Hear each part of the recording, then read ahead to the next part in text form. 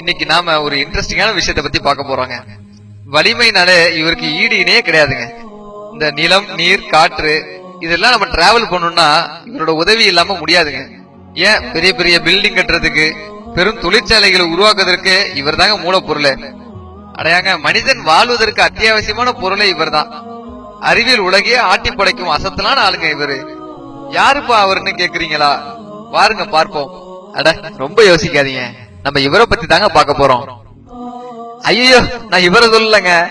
இந்த பொருளை உருவாக்குவதற்கு பயன்படுத்தின இரும்பை பத்தி தான் இந்த வாரம் நம்ம பார்க்க போறோம். நீரின்றி அமையாது உலகுன்னு அந்த காலத்துல நம்ம முன்னோர்கள் சொன்னாங்க. அதே மாதிரி இந்த நவீன காலத்துல இரும்பின்றி அமையாது உலகுன்னு சொல்லலாங்க. இரும்பு இல்லைன்னா ஒரு துரும்ப கூட அசைக்க முடியாது. அந்த அளவுக்கு இப்ப இரும்போட பயன்பாடு ரொம்ப அதிகமாயிடுச்சு. சரி வாங்க, நம்ம இந்த இரும்பை பத்தி கொஞ்சம் டெப்தா பார்ப்போம்.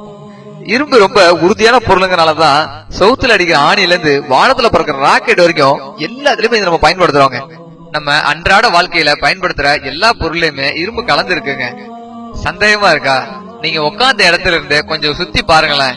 இரும்போட யூசஸ் அப்பதான் உங்களுக்கு என்னன்னு உங்களுக்கு தெரியும். சரிங்க, நம்மளை சுத்தி தான் இவ்வளவு இரும்பு இருக்குன்னா நம்ம உயிர் வாழ்றதுக்கு அத்தியாவசியமான பொருளே இரும்பு சத்து தாங்க. ஒரு மனிதனுடைய உடம்புல 4 கிராம்ல இருந்து 5 கிராம் வரை இரும்பு சத்து இருக்குங்க. அந்த இரும்பை வச்சு ஒரு ஆணியே செஞ்சிடலாங்க. அதுல 2.5 கிராம் அயன் சக்தி உடம்புல எல்லா இடத்துக்கும் ஆக்சிஜனை கொண்டு செல்வதற்காக மட்டுமே பயன்படுத்தப்படுது. உலகத்துல அதிகமான பயன்படுத்தக்கூடிய உலோகத்துல முதலானது எது தெரியுமாங்க? இந்த இரும்பு தாங்க. அந்த இரும்பு எங்க கிடைக்குது நமக்கு? இத பத்தி பல அறிவியல் ஆராய்ச்சியாளர்கள் ஆராய்ச்சி செஞ்சாங்க. அதை பத்தி இப்ப பாப்போம். அமெரிக்காவுல ஹார்வர்ட் யூனிவர்சிட்டியுடைய ப்ரொஃபசர் ஸ்டெயின் ஜாக்கப்ஸும் கலிபோர்னியா யூனிவர்சிட்டியுடைய ப்ரொஃபசர் சாரா ஸ்டீவன் இவங்க ஆராய்ச்சியில இரும்பை பத்தி என்ன சொல்றாங்கன்னா, இரும்பு இந்த உலகத்துல உள்ள பொருளே இல்லைங்க, அது வேற எங்கிருந்தோ வந்திருக்குன்னு சொல்றாங்க. இன்னும் புரியும்படி சொல்லணும்னா, அதாவதுங்க ஒரு தனிமம் உருவாவதற்கும் அதற்கேற்ற ஹீட் இருக்கணும், அதாவது வெப்பம் இருக்கணும். அந்த வெப்பத்தை பொறுத்துதான் carbon, sodium, magnesium, neon, aluminium, silicon, ஈயம், பாஸ்பரஸ், பொட்டாசியம், கால்சியம் உள்ளிட்ட இந்த மாதிரி எல்லா தனிமங்களுமே இந்த ஹீட்டோடைய தன்மையை வச்சுதான் உருவாகுது. ஆனா இரும்பு உருவாவதற்கான அந்த வெப்பம் இந்த பூமியில இல்லங்க. இப்ப மட்டும் இல்லங்க, எந்த காலத்திலயுமே அவ்வளவு வெப்பம் இந்த பூமியில இருந்தது கிடையாதுன்னு விஞ்ஞானிகள் சொல்றாங்க. சூரியன்ல உள்ள வெப்பத்தை போல 4 மடங்கு வெப்பம் வேணுங்க நம்ம இரும்பை தயாரிக்கிறதுக்கு. கிட்டத்தட்ட 30,000 கோடி டிகிரி வரை வெப்பம் உள்ள பல நட்சத்திரங்கள் நம்மளுடைய கேலக்சியில இருக்கு.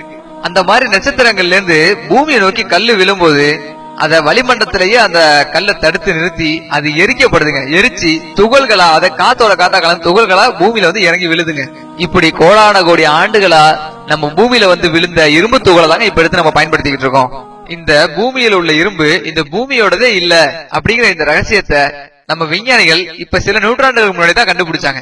ஆனா இந்த ரகசியத்தை 1400 ஆண்டுகளுக்கு முன்பே குர்ஆன் இப்படி சொல்லுதுங்க. لقد أرسلنا رسلنا بالبينات وأنزلنا معهم الكتاب والميزان ليقوم الناس بالقسط وأنزلنا الحديد فيه بأس شديد ومنافع للناس فيه بأس شديد ومنافع للناس وليعلم الله من ينصره ورسله بالغيب إن الله قوي عزيز. நமது தூதர்களை தெளிவான சான்றுகளுடன் அனுப்பினோம். அவர்களுடன் வேதத்தையும் மக்கள் நீதியை நிலைநாட்ட தராசையும் இறக்கினோம், இரும்பையும் இறக்கினோம். அதில் கடுமையான ஆற்றலும் மக்களுக்கு பயன்களும் உள்ளன. தனக்கும் தன் தூதர்களுக்கும் மறைவான உதவி செய்வோரை அல்லாஹ் அடையாளம் காட்டுவான். அல்லாஹ் வலிமை உள்ளவன், யாவற்றையும் மிகைத்தவன். அத்தியாயம் 57 வசனம் 25. இறைவன் இந்த வசனத்துல இரும்பை இறக்கினோம் அப்படிங்கிற வார்த்தையை பயன்படுத்துறான். 1400 ஆண்டுகளுக்கு முன்னாடி இது யாருங்க சொல்ல முடியும்?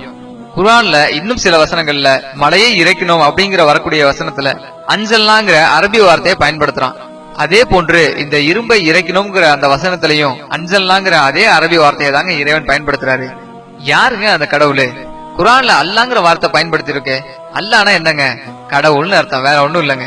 இன்னும் தெளிவா சொல்லணும்னா வணக்கத்திற்கு தகுதியான ஒரே இறைவன் அர்த்தங்க. இப்ப நம்ம இந்த இரும்பு பத்தி பார்த்தது போல இந்த குர்ஆன்ல இன்னும் பல்வேறு அறிவியல் உண்மைகள் புதைஞ்சு கிடக்குதுங்க.